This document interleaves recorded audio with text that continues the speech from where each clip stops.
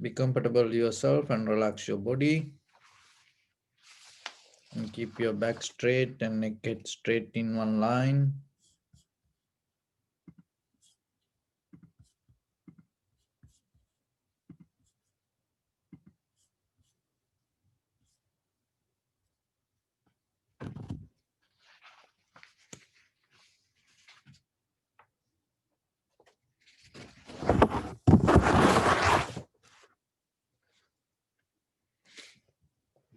And focus your mind to this bell sound. So gently close your eyes and focus your mind to this bell sound and follow the sound, please. Also, while you focusing to the sound, mentally relax your body, relax your mind, relax your breathing with your thoughts. Do nothing extra. Just follow the sound, please.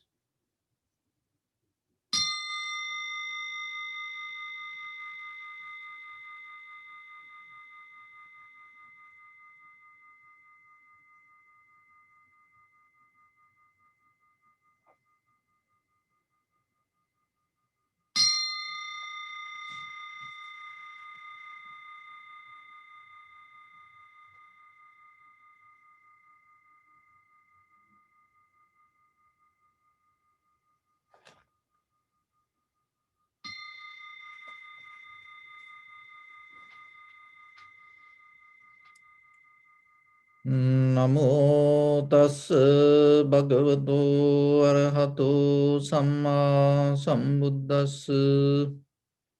Namo tassa bhagavato arahato samma sambuddhassa. Namo tassa bhagavato arahato samma sambuddhassa. Homage to the blessed one, the exalted one, the fully enlightened one. So, dear Dhamma practitioners, in this ongoing meditation session, we mainly focus to develop tranquility state of our mind, and then through that tranquility state, we trying to develop our vipassana practice. So we practice samatha meditation and vipassana meditation both. So the samatha or tranquility meditation or chitta bhavana, we practice as a foundation to bring our mind to one pointness.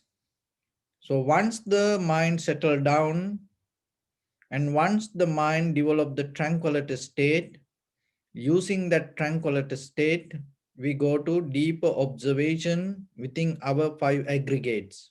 That is vipassana. So in the beginning, to practice tranquility meditation, we need a mental object. In another way, that's why it's called chitta bhavana also. So once you have the primary mental object, in tranquility meditation, what you need to do, again and again, try to stay in that place without going here and there. So it is called nimitta or primary mental object. It is called your working place. So you have to stay there. If you look for tranquility state, if you leave the workplace, you're not going to gain it. The same like the tranquility state, kind of like you gaining a salary. But if you are not at the workplace, that you cannot claim the salary end of the day.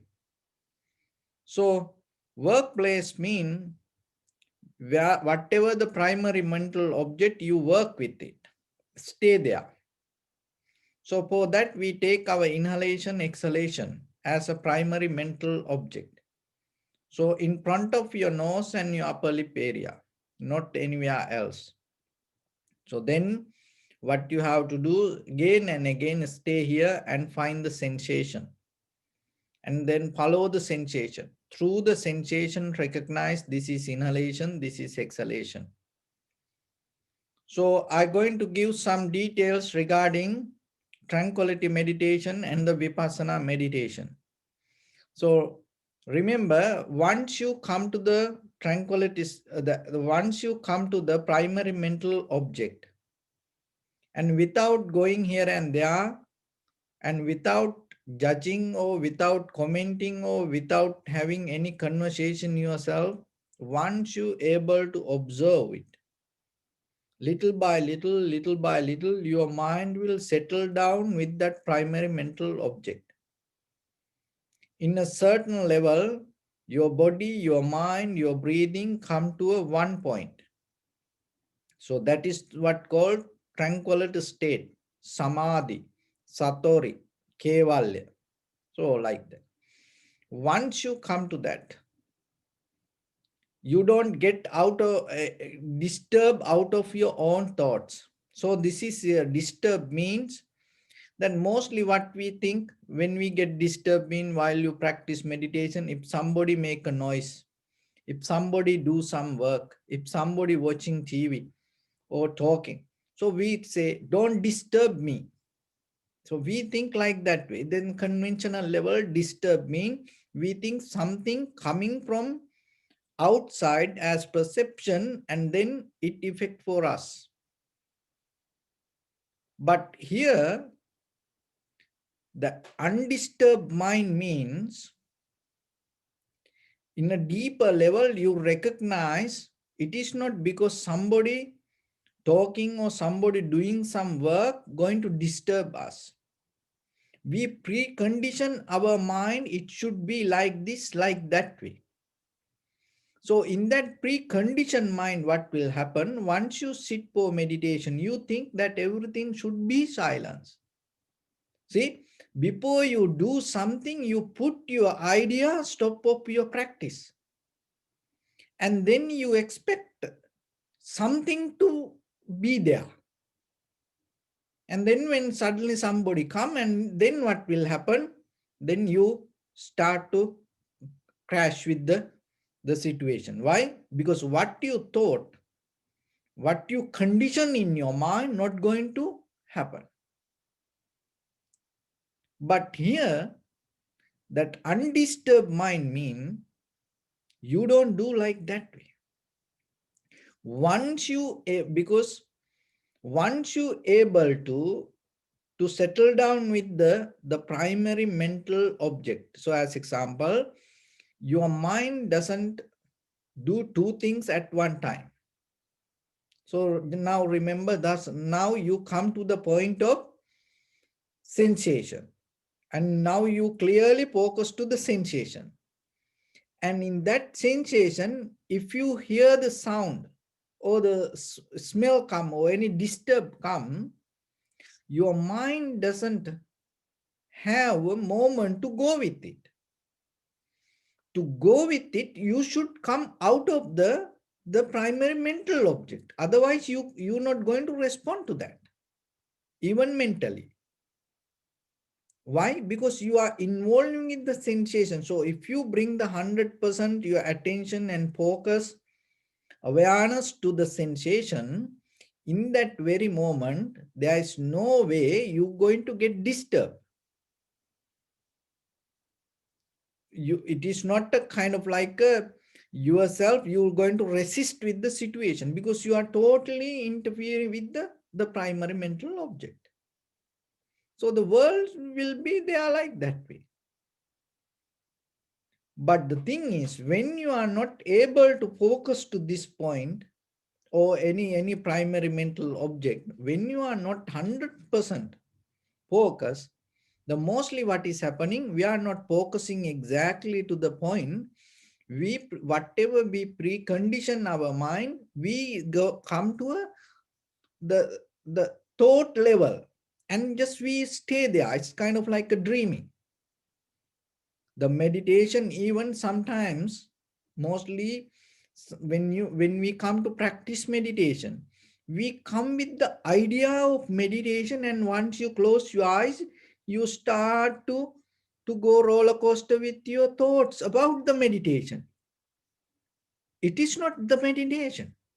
You have to get out of this thought and stay with the primary mental. That's why it's giving a primary mental object. So you have to stay there. So any disturb come in the beginning, and sometimes you have no power to hold it. And then what happen? You're going to go here and there. But if you able to hold it to the primary mental object, you will be there, you will settle down with it. The world going to happen the way it should happen. So that is what undisturbed mind. It is not otherwise that while you practice in meditation like a miracle that everything shut down, everybody becomes silent and no any disturb come from outside. It is not undisturbed mind. Undisturbed mind means, so whatever the thoughts coming from inside you regarding the outside world or regarding the preconditioned situation that you create, not going to happen. Why? Because now you 100% interfering with the primary mental object. So then while you practicing again and again, remember, don't go to any kind of thoughts level. Just 100% bring the attention and stay there. In the beginning, maybe you're not going to get the sensation suddenly. Why? Because our mind is sometimes so rough, heavy. So then you have to little by little settle down with it. So allow it to happen. And then little by little, you're going to see. And another mistake mostly what we does, when you don't get the sensation, mentally you look for sensation. So then what happened? Mentally we create the sensation. So that's why mind is so, tricky. The mechanism of mind so advanced than we think. So we have to be very careful. So don't try to to create inhalation exhalation. Completely allow it to happen naturally. One way that you can recognize, if you hear the sound of your own inhalation exhalation, remember, deeply your mind interfering with that. Because when it comes to natural inhalation exhalation, mostly it become more relaxed, soft, and no sound. So be aware about it. And once you come to that, you recognize this is inhalation, this is exhalation. So that is still we are in the tranquility meditation. And then you go with the beginning, middle, end of the inhalation, exhalation. And some inhalation, exhalation become longer, shorter, heavy, soft, warm, cold, like that.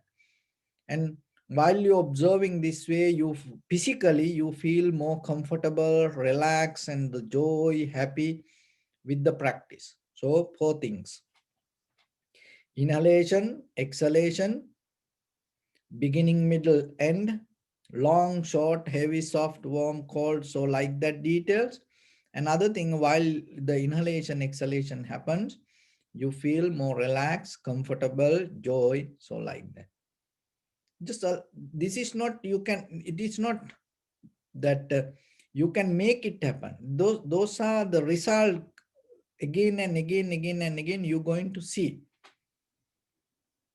And then what will happen? Your mind start to interfere with that, and so the thoughts can interfere with the sensation. So thoughts can be sometimes related to past or the future. So don't go with that. Stay there. So like that way, little by little, your mind slowly once it get into the sensation, it just, you need only the first 4 things: the inhalation, exhalation, beginning, middle, end, long, short, heavy, soft, warm, cold, and the naturally how you feel and how the comfort that you gain, the joy, satisfaction.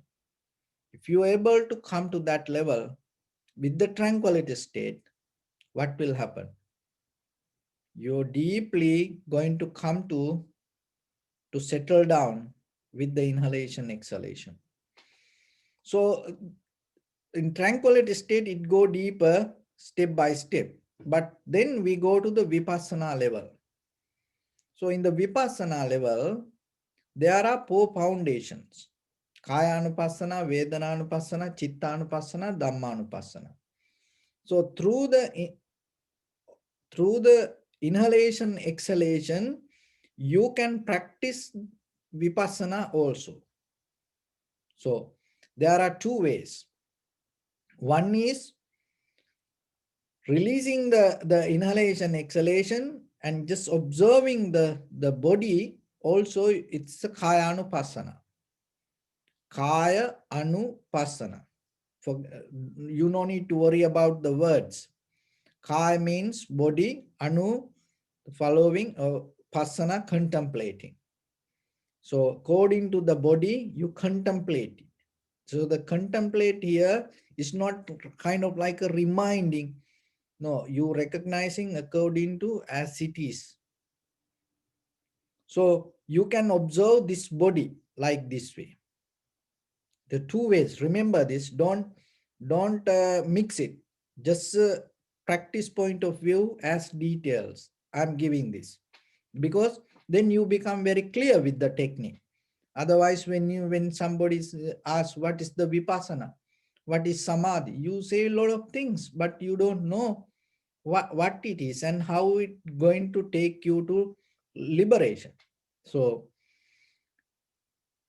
Kaya Anupassana, so in the Vipassana, four kind of meditation techniques when it comes to Vipassana practice. One is Kaya Anupassana, contemplating the body. So then you can observe the body like this way, and then you are sitting, you are walking, you are lying down, standing, this all you can observe. And Vedana Anupassana.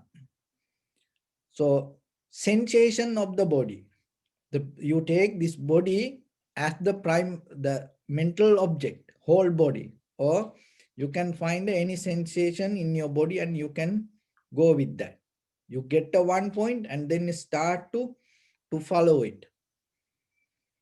Vedananupassana. Chittanupassana, you go with the thoughts and recognizing how the thoughts happening, the behavior, and the recognizing that thought related to past, future, or the present, or recognizing the greedy thoughts or generous thought, angry thoughts, loving kindness thoughts, so like that, recognizing the thoughts without responding to it.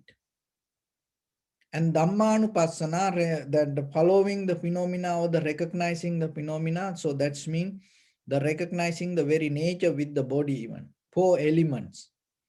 And the behavior that, as you know, that we have system, respiratory system, that the breathing system, the blood circular system, and the nerve system, sympathetic nerve system, parasympathetic, this everything, that the muscles, the behavior of the digestive system, this everything related to the phenomena of the dharma.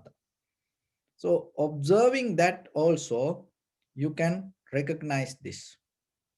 So then four methods: Kaya Anupassana, Vedananupassana, Chittanupassana, Dhammanupassana. Kaya Anupassana, we observe the body. Vedananupassana, observe the sensation place to place, or whatever the strongest sensation you can, and observe. Once it disappears, you go to another place, you observe. And Chittanupassana, observing mind without responding to it, and recognizing that thought related to past or future or the present, or related to the greed, hatred, or the delusion. Dhammanupassana, recognizing the natural process of the body. As example, while you practicing meditation, you feel heat.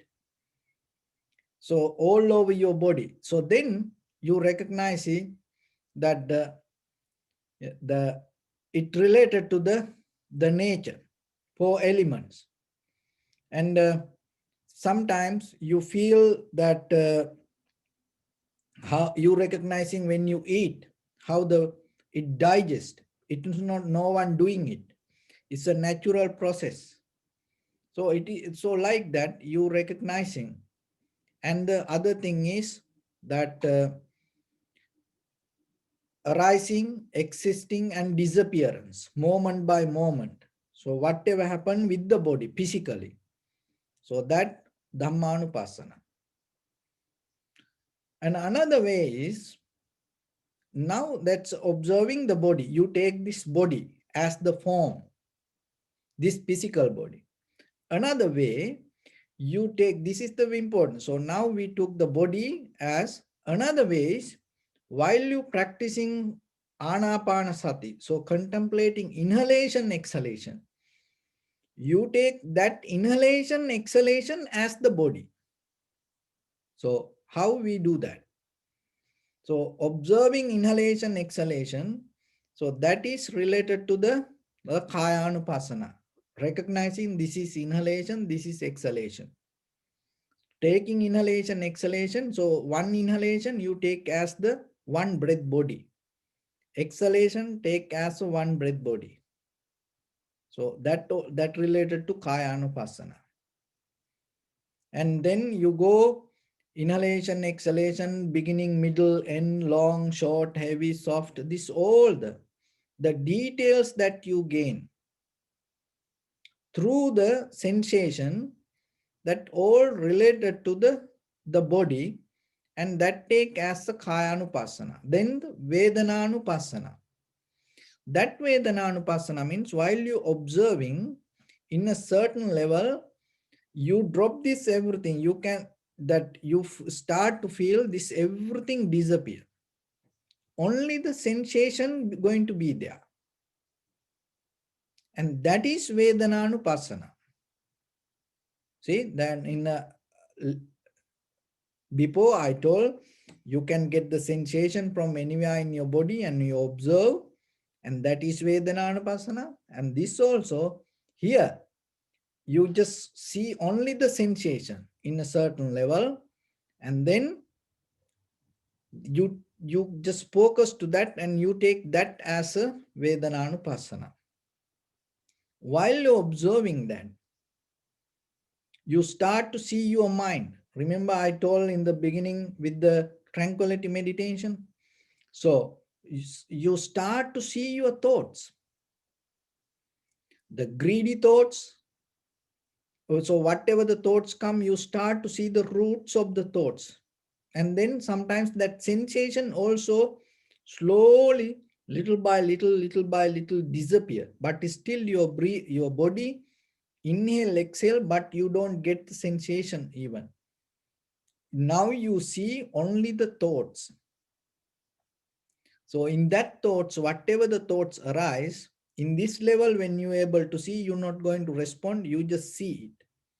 So while you're seeing, you're recognizing that thought related to the past, future, or the present, or related to the greed, hatred, or the delusion. So like that way.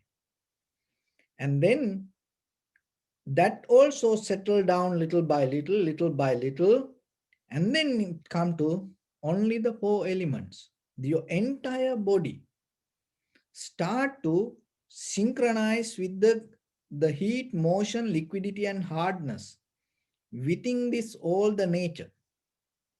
Just imagine this everything, heat, motion, liquidity, and hardness. And then if this everything start to synchronize with the nature, you get out of the physical image. So once you get out of the physical image, you get out of the feelings. Why you have these feelings? Because of the body. So once you get out of the physical image, that means you get out of the body. So that you get out of the body and you get out of the feelings. Just imagine for a moment, just the practice point of view. If you get out of the body and if you get out of the feelings, what kind of experience you will get. So, and this come when you synchronize with the four elements. And even in that very moment, that whatever the recognition come to you, and Chittanupasana, you go beyond the mind. Once you come to the four elements, in that four elements even, it can be the Cheto Vimukti. That's mean you liberate through the thoughts. Why? Because you liberate from the body, you liberate from the mind. That's mean feelings. But still, you are there. You're not going to disappear. Once the meditation get out, you can appear like. It still can be the Cheto Vimukti. And there is another called Panya Vimukti. That's mean the liberation. That is what we talk. Not come to a point you feel kind of like get out of the physical structure, or you synchronize with the four elements, or you don't feel anything, or kind of like. That is not the purpose. That is Chetovim. Before the Buddha, that is what people used to practice. But the Panya Vimukti means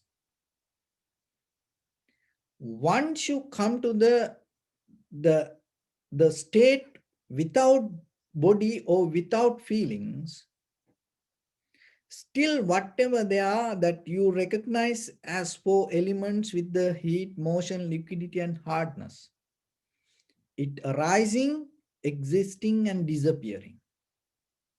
And also each and every moment that you go through, you recognize impermanent, unsatisfactory nature, and selflessness. That is what make you liberate. That is what take you to the Nibbana.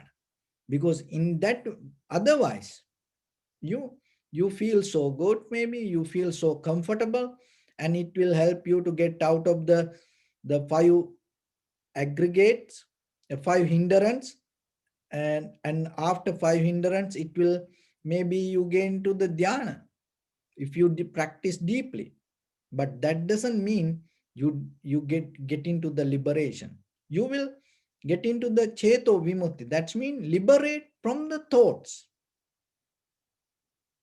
not the existence. Existence still happen. So you liberate from the body. Why you don't feel any? That in physically you don't get anything, and you liberate from the feelings. But still that you go with the four elements. So vipassana means you go deeper and recognizing impermanent, unsatisfactory nature and selflessness within even that all the four elements that you experience. That all you go through the breathing, or this point is kind of like entering to the depth. So to inside you. In the beginning, as beginners, you can practice the body also, and while you practicing here, you can focus to the body and get the sensation, because both way you're going to end in the one place, same place. But remember yourself, you have to stay with the body, and when it come to tranquility state, stay here with the primary mental object. When it go to vipassana, remember, stay with your body. Your body become the limit. You don't go beyond the body. You stay with the body and experience the body within the form, feeling, sensation, formations, and the recognition. You don't go beyond there. There is nothing to go beyond. If you go beyond, that means it is your mental imagination. So this is a process that we go again and again. So yourself, you cannot practice this everything at one time within 5 minutes maybe. So only thing is, try to develop tranquility state. That is very important. Develop the good foundation for the meditation, and little by little, try to practice yourself. So while you practicing and when you become matured with the technique, little by little, and you gaining the result. So that is how the process go. So when you hear this again and again, it will help you to practice and deeply. The whatever by hearing through words not going to help for you end of the day. This everything just pushing you, encourage you, help you to just do it yourself. What you believing or what you hearing not going to work. What you practicing and experiencing going to lead you. So with that, we're going to practice a little bit and keep your right palm on your left and neck head straight in one line and be comfortable with your posture. So bring your attention to your body and scan head to toes 3 times yourself and say Sopatveva, or may I be well and happy 3 times.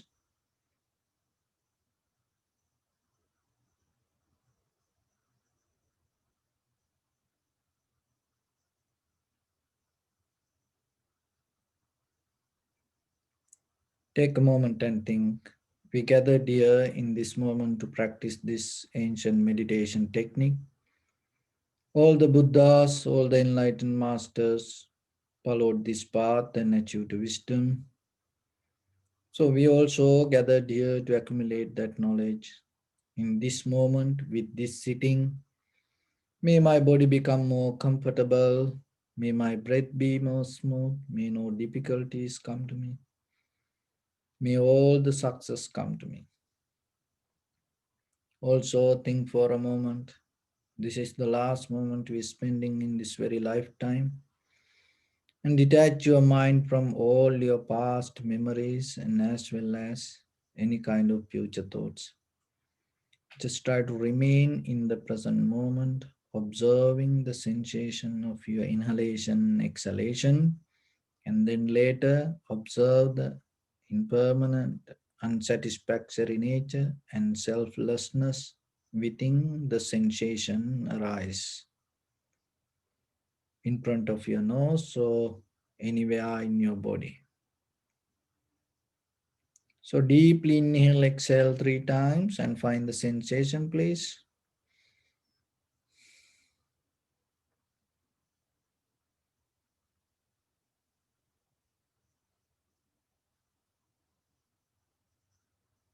Just keep focus to the sensation of your inhalation, exhalation, and recognize this is inhalation, this is exhalation. Recognize it separately.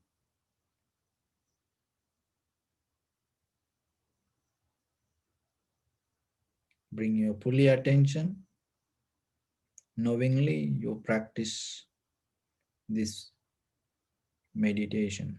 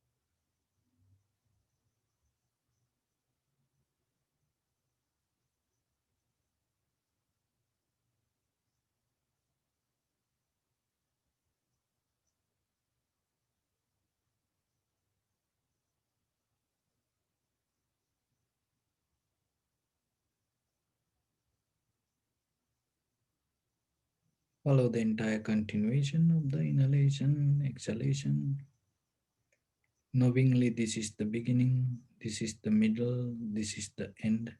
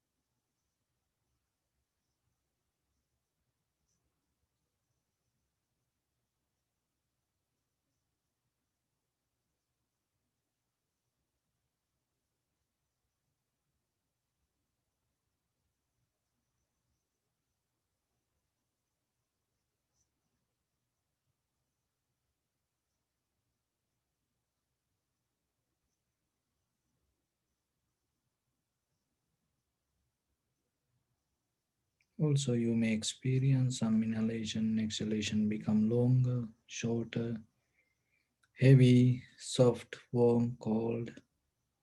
Just recognize.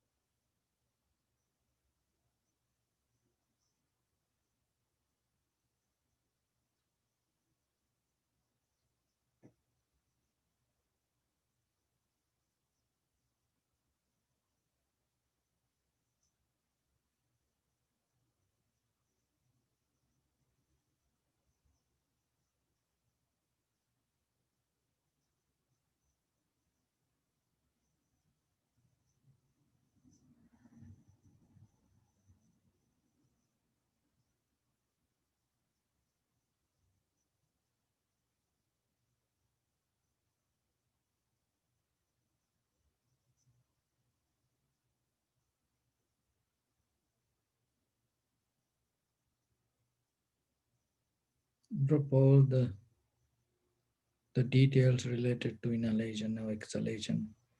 Just stay with the sensation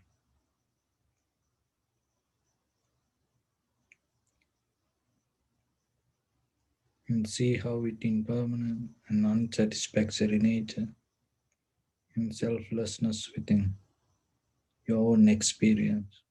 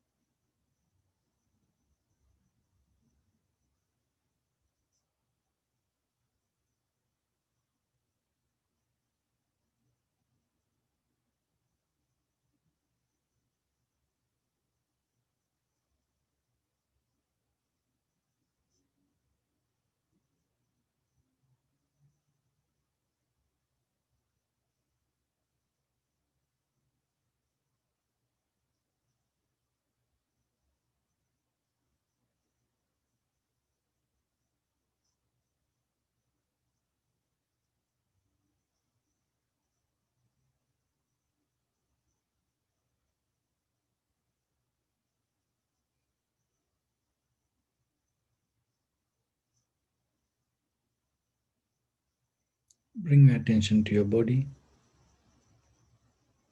Observe your posture.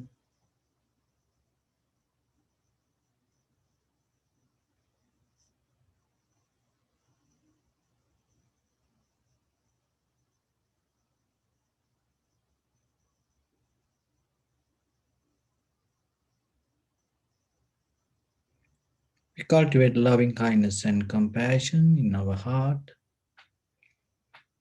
and radiate it as a light through entire your compound, village, city, state, country, world, around this universe. Also, as far as you can, through galaxies, other planets, stars. Reminding yourself like this with clear intention, mentally repeat after me. May all living beings in this universe be well and happy.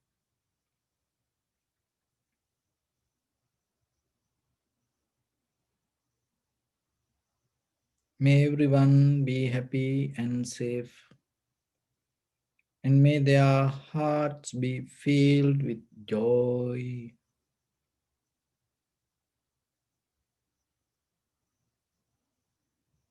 May all living beings live in security and in peace.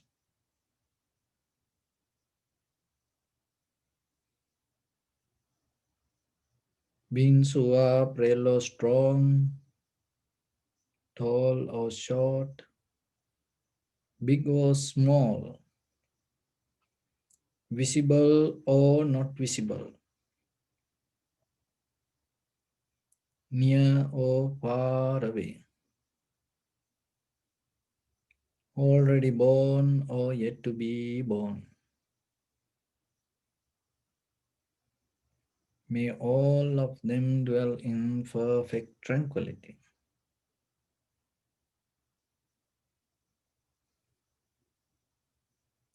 Let no one do harm to anyone. Let no one put the life of anyone in danger. Let no one out of anger or ill will wish anyone any harm.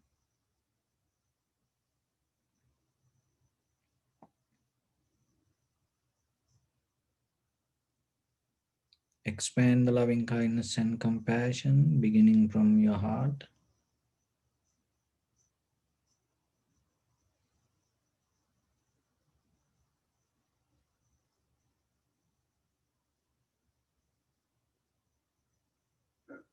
Forward, visualize yourself and send it as a light and expand your capacity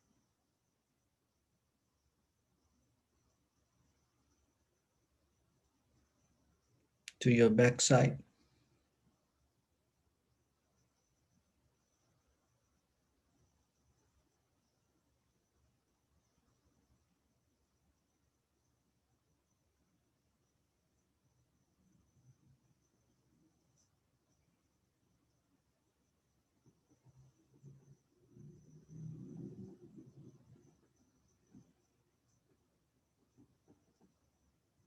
to your left side,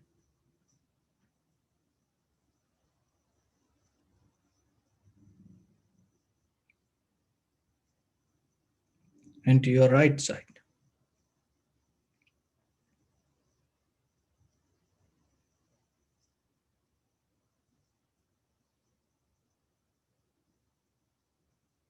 Downward,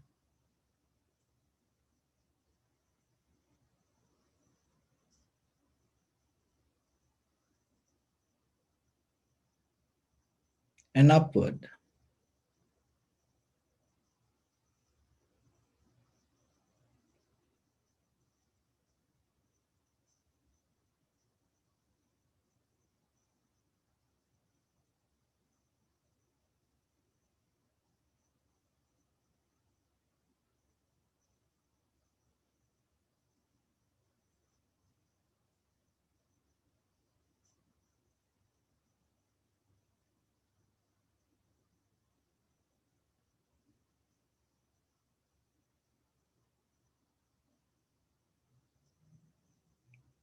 to all your 6 directions at once, like the moon, the sun.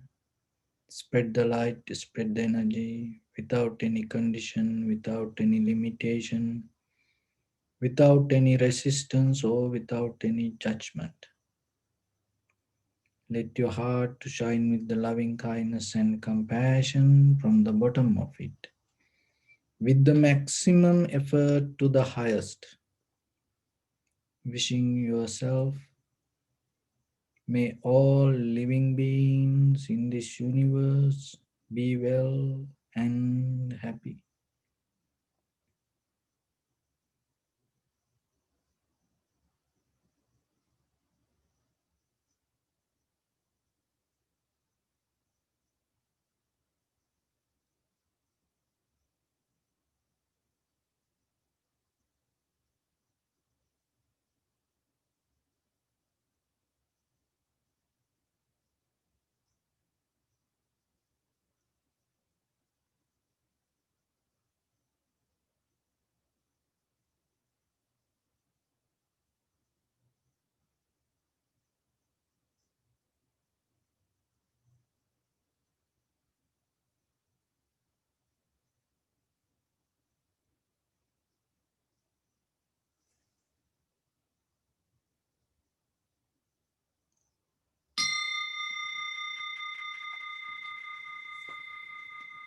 Say sadhu, sadhu, sadhu.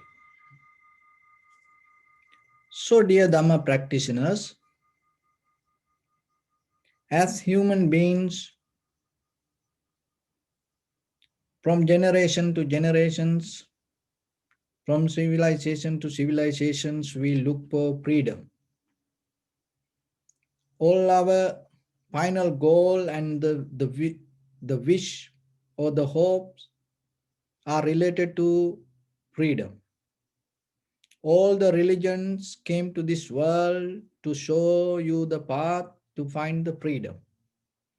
But mostly, when we look for the freedom, we like to get the help out of the society, out of the culture, tradition, believing systems. But the culture, tradition, or the believing systems mostly build out of the ideas. Listen this very carefully. So, any society or any culture or any tradition, any believing system don't want you to be free. The reason is they build out of the ideas. So what is an idea? Idea means a format or formulation of a thought. So structure or format of thoughts. That is an idea. So why the thoughts come to us? From where the thoughts bound? Thoughts bound to time. That is where the thoughts begins. Thoughts related to time. That is in a conventional level. And I will explain it to you in the spiritual level how it related your thoughts to the time. So thought related to time. Because of the time you have thoughts. There is no single thought in your mind not related to time. Do an experiment. Find something if it is possible. So the time when it related to the self, the time has three parts: past, present, and the future. And when the time related to you, so chronological time is past, present, and the future. And there is a psychological time. That psychological time arises when the I is there. I have this, I had this, I going to have it. So there are two methods of time: chronological time, psychological time. Chronological time, past, present, and the future. Psychological time related to the I. I had it, I have this, I going to have it.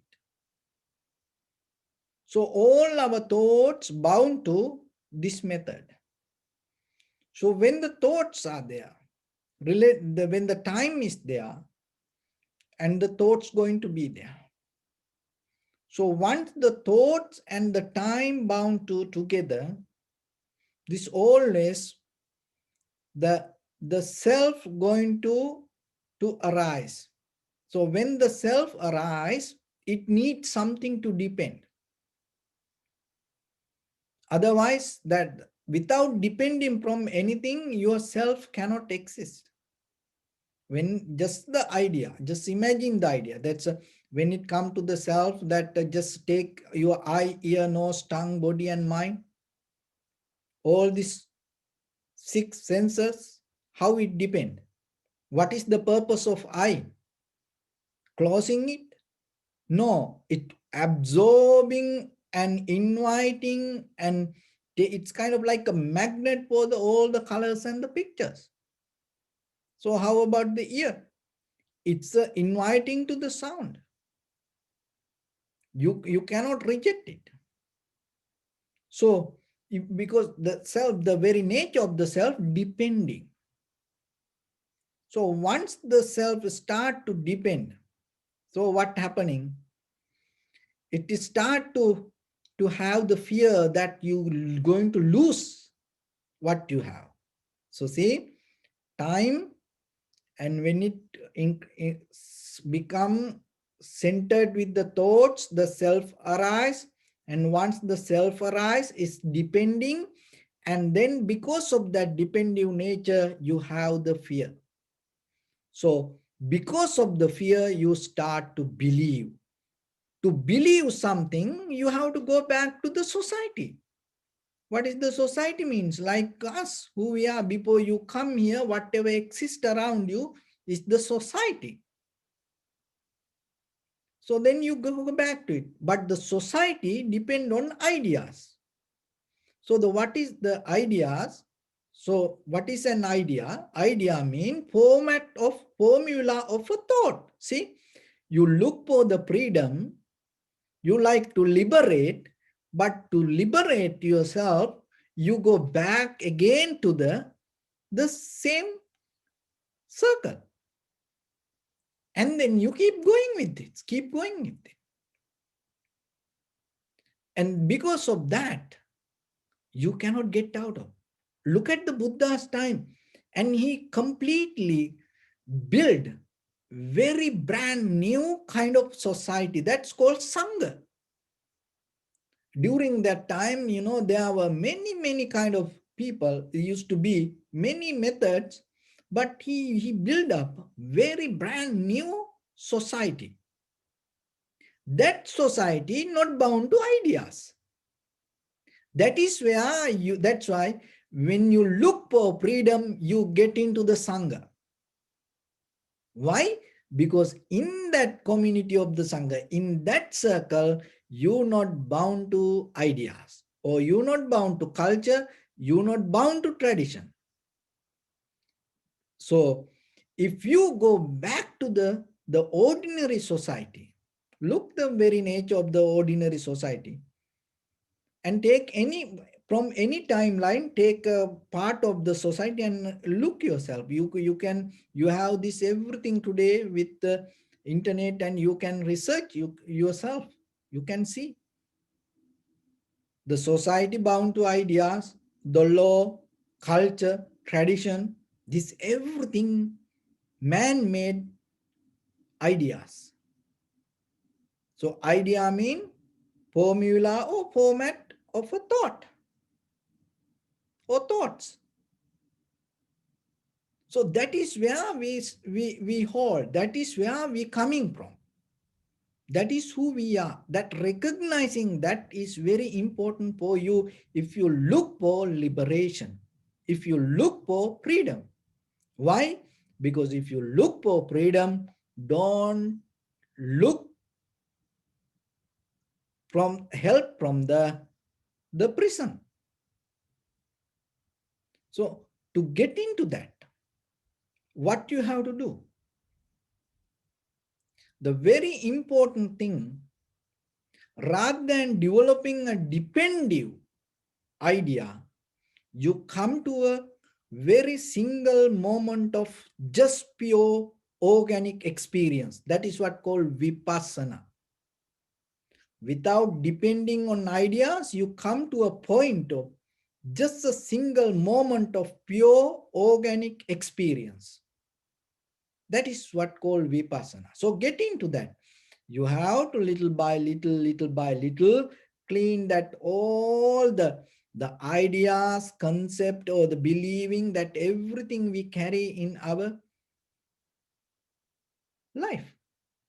But give up that things is not easy. It is very difficult. But if you can do something great yourself, look at the world.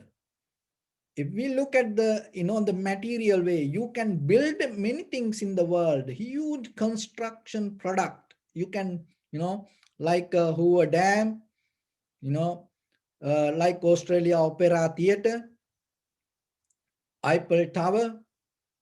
You can build up, huge kind of construction. You can do construction project, and even you can go to moon. You can have a project to go to Mars. But out of this all, most difficult, heavy, hard construction product is rebuild our human nature. Rebuild yourself, becoming, renew yourself. Why? Because you are full of habits. You cannot let go this anything. You hold it to this everything. So you think holding to these things is best for you and you're going to be okay, you're going to secure with this.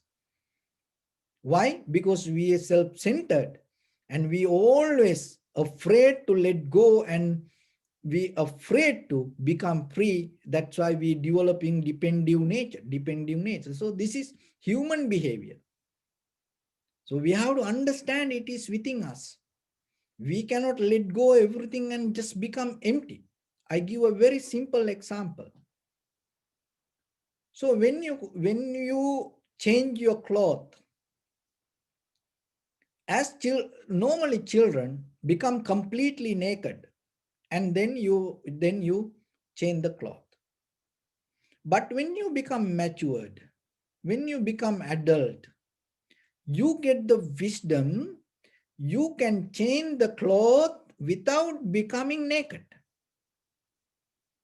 So as monks, when we become a monk, and once we put the cloth, from the day we become monk, and then we not until we get into high ordination, we have to keep this robe in our body. We cannot have be naked. So then our high priest, our elder brother monks teach us how we can change. You have to be very conscious, because it can just slip away, it's go away. So sometimes you have, even when we going to have shower, we put the belt on our neck and change our undergarment. Why? In case it's dropped down, at least the belt in our neck. So like that. So you know yourself, when you become adult, you get the wisdom. Listen this very carefully. You get the wisdom to change the cloth without becoming naked. So when you become an adult, if you become naked, it's deeply effect. It is psychologically you hurt. Until if it is not a secure place. That's why, as you know, in a public place, when people punish for others, sometimes one of the major thing what they does, they try to take out their clothes. Why? Because it's psychologically deeply effect for people. So there is a spiritual way also. That's why I want to take you. So what you know, from there to what you don't know. So what we believe in is kind of like our cloth. So you cannot let go that. Just as an idea, we can say, oh, it's okay, or do this, or like that. But deeply,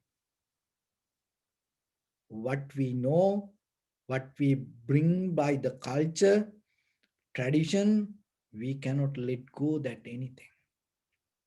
We hold it to that. Why? Because that is where we get protection. That is where we get the security for ourselves. That is why we exist like this. So that's why when somebody come and try to the change ideas that other people say it is very bad, you should not do that to people. So because sometimes it's going to become a danger. If somebody have power to change others ideas, it's going to become harm for the society. So this believing is what we hold.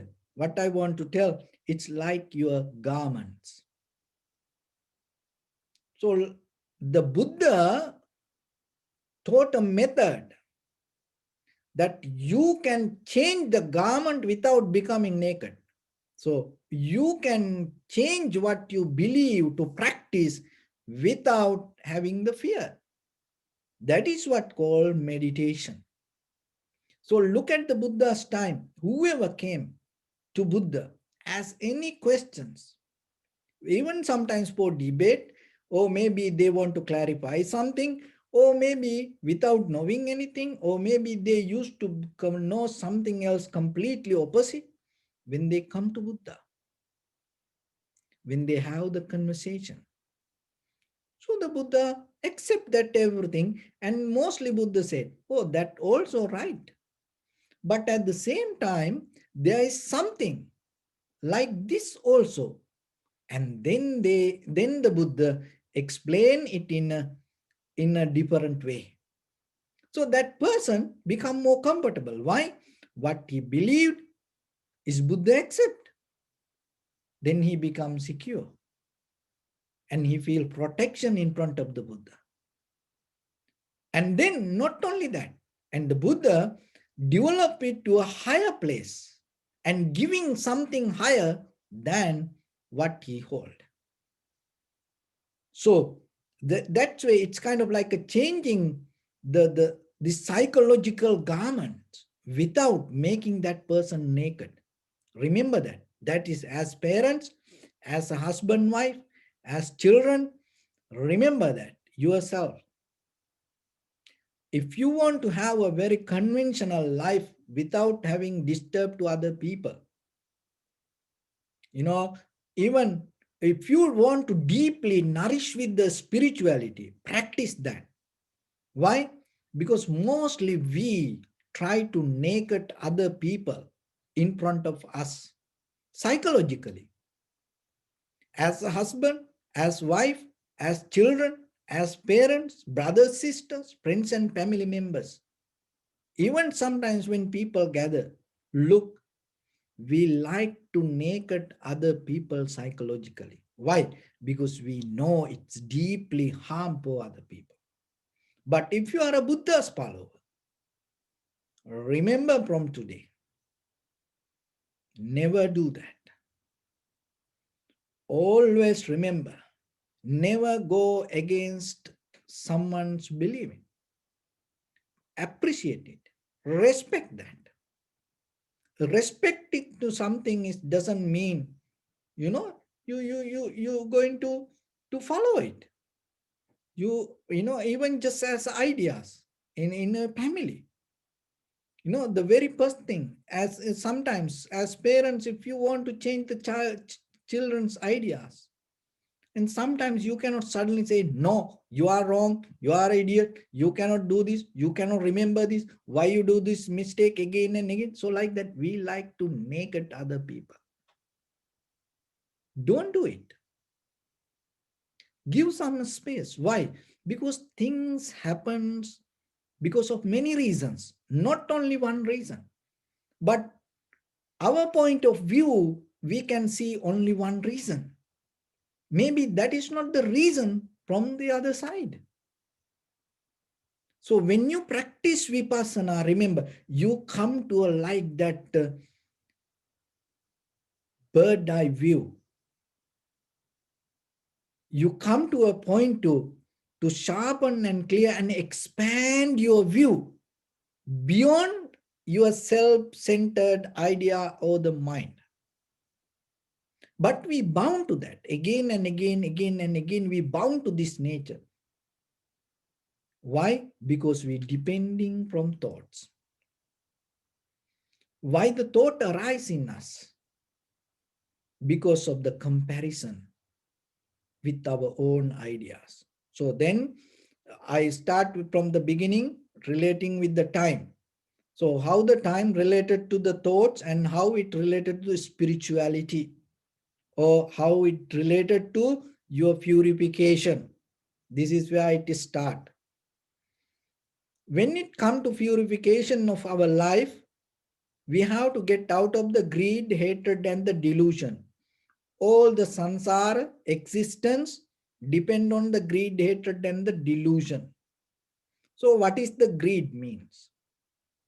So it's called in another way, raga, dvesha, and the moha in Pali.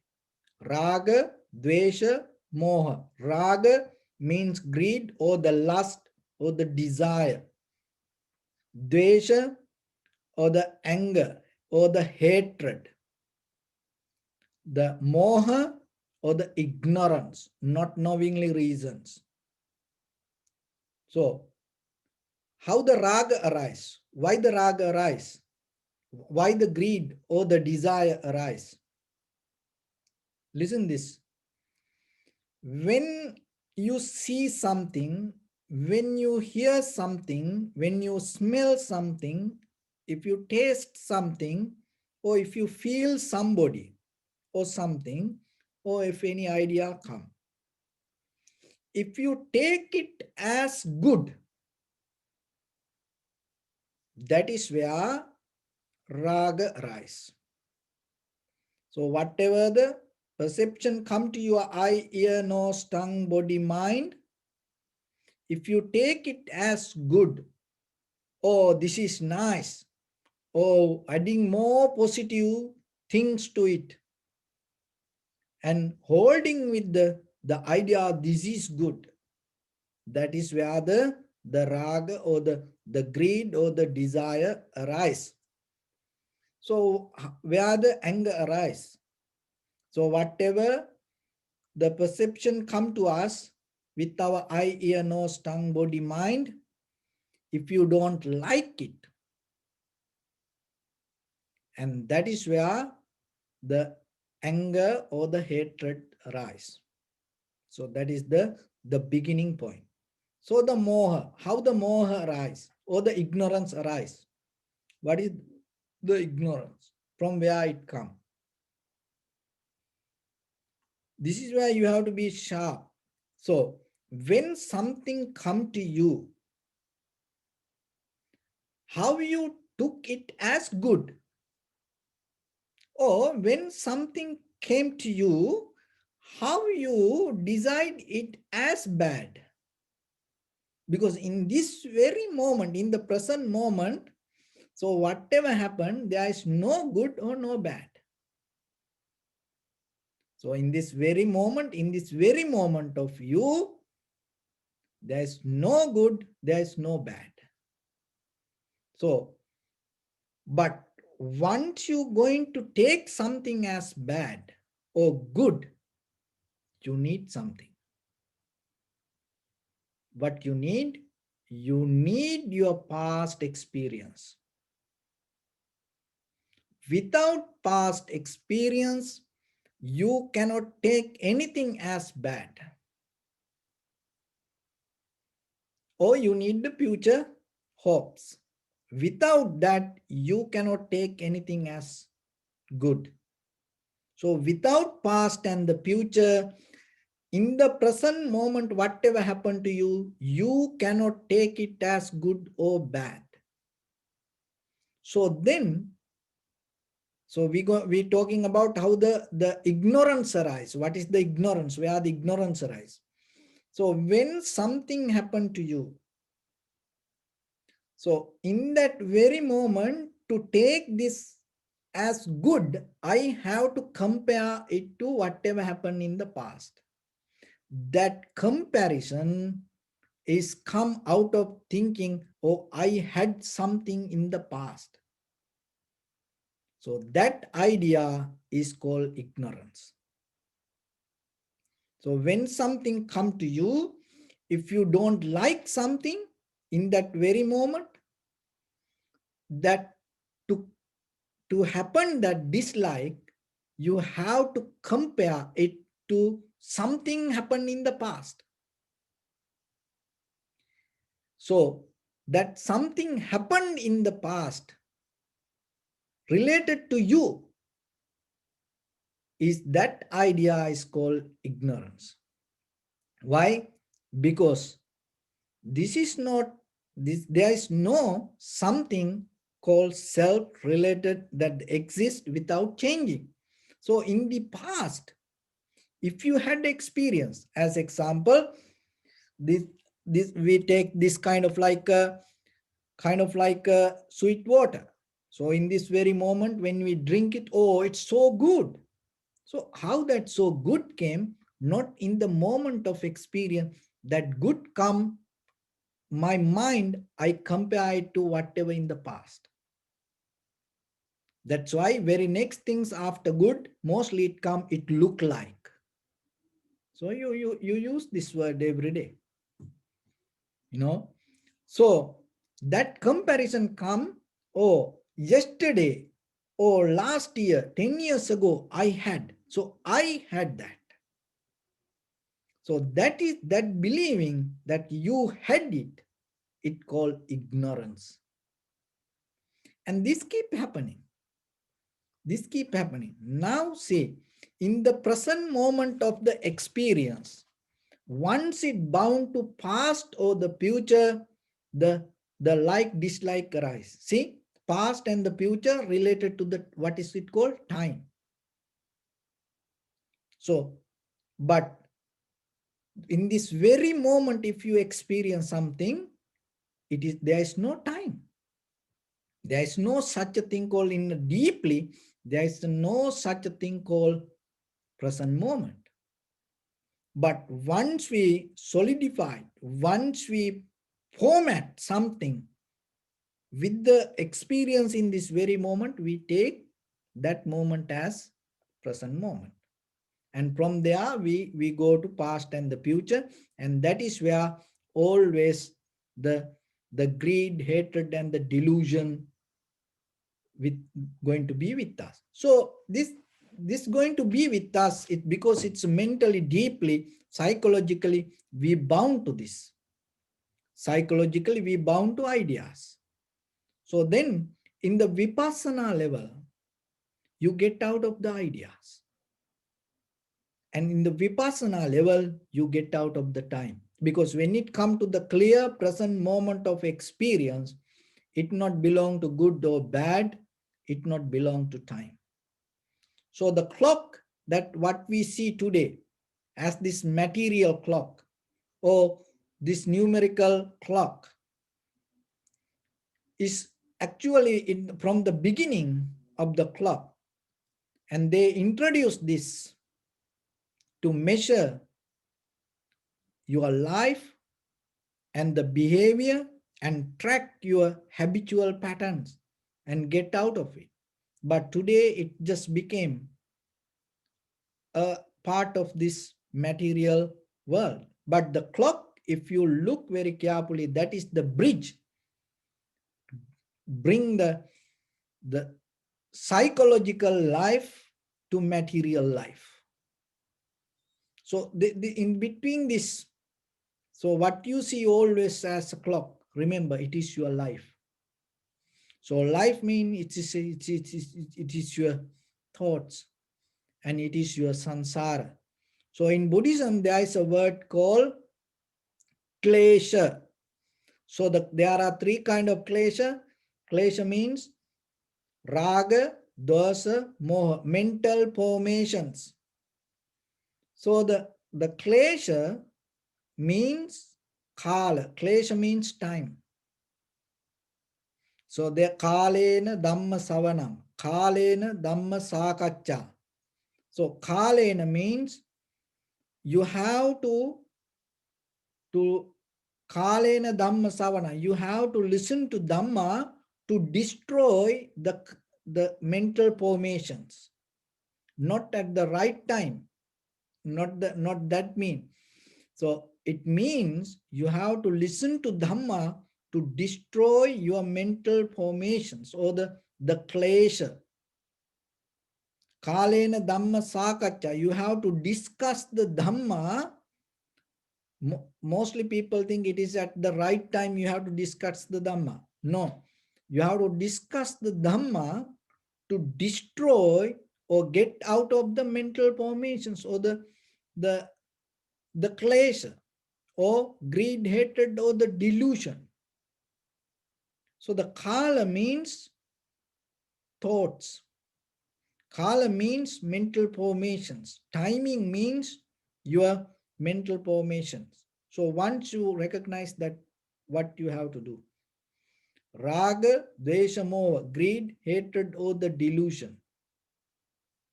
I'll give a very simple technique if you can practice. When something come to you, when you recognize it is as a good or bad, so mostly we depending on this both. Just take it as a single moment of experience without letting it go to your past or the future. You can do it. Only thing is you have to have the intention to allow it not to jump the timeline and stay in the present moment. When somebody blaming to you, without comparing to past, oh yesterday also did this, day before yesterday also did it, so like that, just keep listening to the blaming. You're going to see it's kind of like a beautiful song that you never heard. Try it. You're going to see how deeply you can get into that person deeper mental formations. So when you see something, even when you see a movie, so when you watch that movie, if you are able to watch it without going to past or the future, you start to see something that hidden in that movie, you can go beyond that movie. So even the taste, when you taste something, without comparing it to anything, just get into that taste, you will see your entire body. It's like a showering, having the shower, having a cold shower, your entire body get nourished from that single moment of taste. That's the beauty. That is where you're going to experience the real life. This is not life. So this life is a struggle, but the real power of the human life is experiencing, not struggling. But mostly what happened to us, we drop that art on the way. Now we get into the struggle and we lose the life. We have to find it. You cannot find it outside. Why? The culture, society, the religion, believing this, everything bound by the ideas to find that. So then if you go to that, you follow the idea. Then what you have to do? Go into you. Go into your experience. Moment of experience without comparing, without jumping to past or the future, without comparing to past or the future experience. Just be in the moment. In that very moment, you will catch the beauty of life, and that is where you're going to experience the real meaning of life. Once you recognize that, that will help you to transform your life from this conventional to liberation. So, with that, I bless upon everyone. With this good practice, may all of you be well, happy, and peaceful. May no harm come to you, may no difficulties come to you, may no problems come to you. May you also have the patience, courage, understanding, and determination to meet and overcome inevitable difficulties in your life. During this time period, may everyone stay healthy and safe. And finally, may all of you attain supreme bliss of Nibbana. Sabbityo vivajjantu sabbarogo vinasatu mate bhavatvantarayo sukhi digayuko bhava.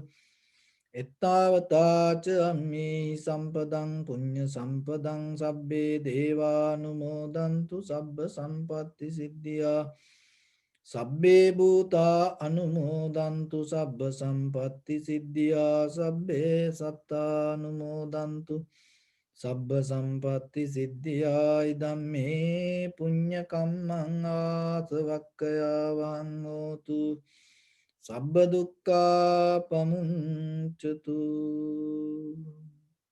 Bless you.